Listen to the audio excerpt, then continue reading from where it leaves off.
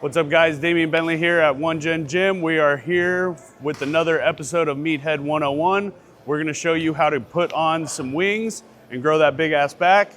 So first here, we're gonna be doing a pull down on a hinged pendulum style pull down. So one thing you see a lot of people, especially with a pull down movement, see a lot of people leaning really far back.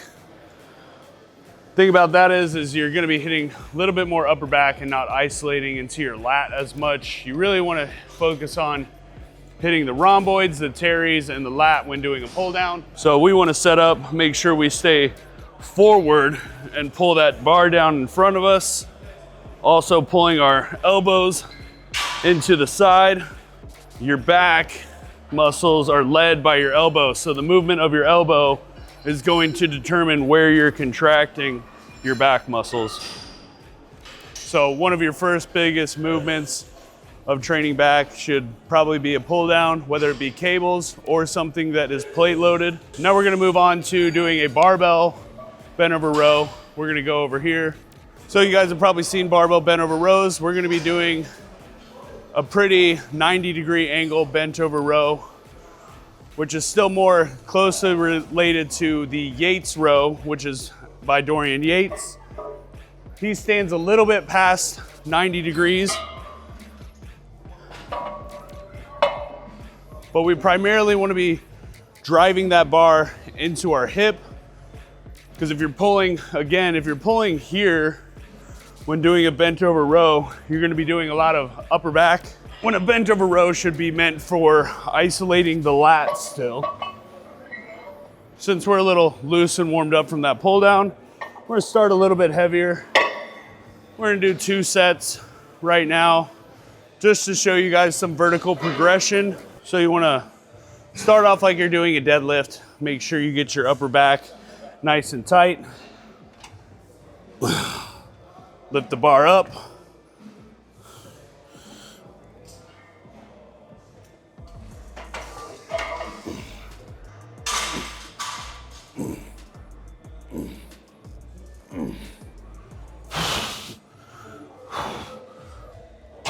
Now that we just finished this set of 10, we're going to throw on another plate and still aim for another set of 10.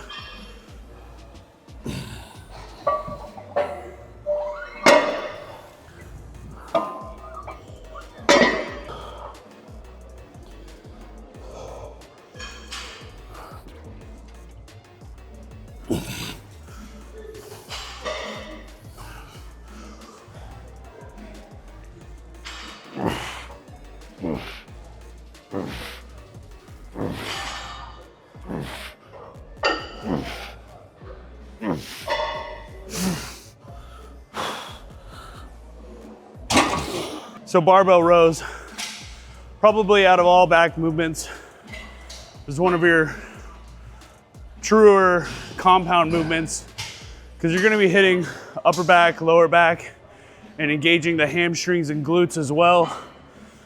So you can actually load and do a decent amount of weight. All you have to worry about is making sure you're keeping your spine nice and straight.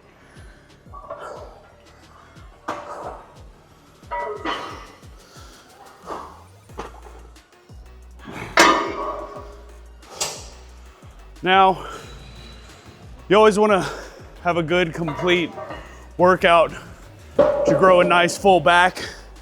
So we're going to head over and do the max pump row, which is more of a upper body row.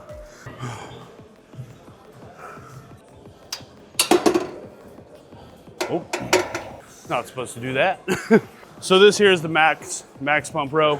Like I said, it's more of an upper back row. We want to set it up to more where it's closely related to what is known as a seal row. So we're just pulling with our elbows wide, working those traps and working those rhomboids. Want to make sure our chest is on the pad. Not that we don't want to be set up too up high, because then we'll be pulling our elbows too low.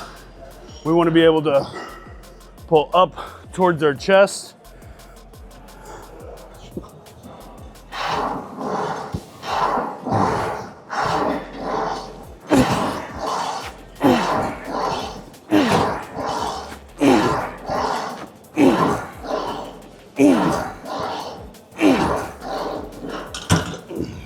Now, since we're mainly working and